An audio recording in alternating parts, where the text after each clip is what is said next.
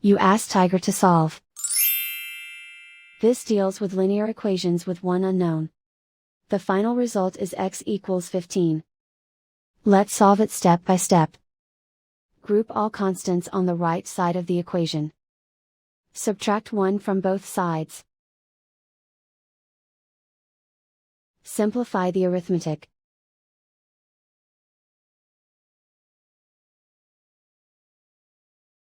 Isolate the x.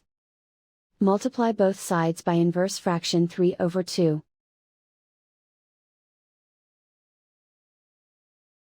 Group like terms. Multiply the coefficients. Simplify the fraction. Multiply the fractions. Simplify the arithmetic. And so the final result is x equals 15.